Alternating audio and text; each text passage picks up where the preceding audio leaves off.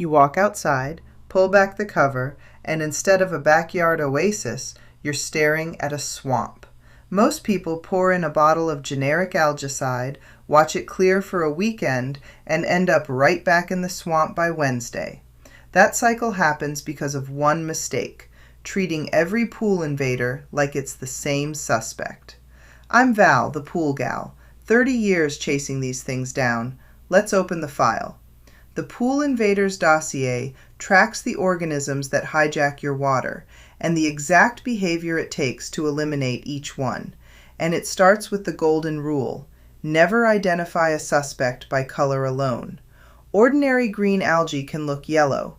Harmless tree pollen can settle on the floor looking exactly like a bloom.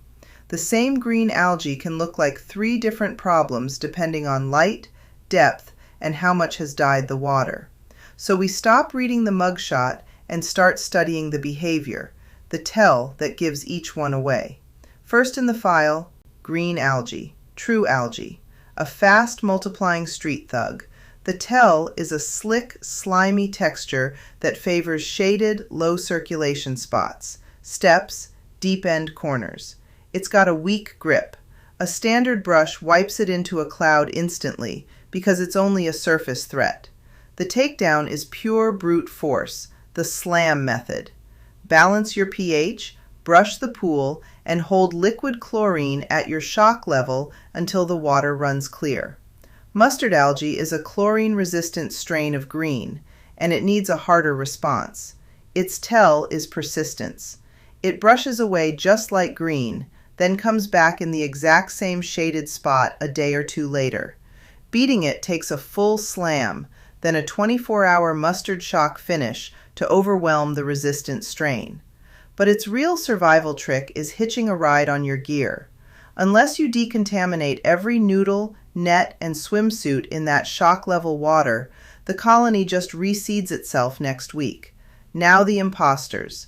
Black algae is a cyanobacterium, bacteria, not algae, and that distinction drives the whole strategy.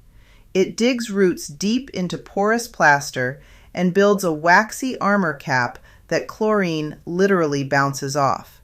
You have to physically breach that armor with a stainless steel brush to expose the living core. Then spot dose the open wounds with heavy liquid chlorine and hold elevated sanitation for weeks to starve the roots. The last file is a tag team: pink slime and white water mold. The mold builds a protective biofilm house, and the pink slime bacteria move in. They look like shredded wet tissue or pink slimy films, and they hide in the dead water zones: skimmers, return jets, plumbing lines. Removal means physical eviction. Pull the drain covers, deep clean the filter, and push heavy chlorine through every line to reach them. And a heads up, this pair loves a baquicil pool, which runs different chemistry and needs its own approach. You don't solve these two with chemistry alone. You destroy their house and evict them from their hiding spots. Here's the pattern across every case file. Not one takedown needed an expensive specialty algicide. Every survivor fell to the same protocol: brush, balance pH, and a sustained slam with liquid chlorine. And every one of these invasions traces back to a single root cause: your free chlorine dropped below the minimum for your pool's CYA. Think of CYA as a shield that protects your chlorine from the sun, but a heavier shield needs a bigger sword. High CYA isn't a chlorine lock. It just means you carry a higher baseline of free chlorine to keep the water secure. Calibrate your chlorine to your CYA, hold that line, and these invaders never get a foothold. Run the free calculators at pooltoolkit.com and stay tuned. Each suspect gets its own case file next. Like, subscribe, and share with a pool owner you care about. Ruger and I will catch you on the next one. Keep your pool clean.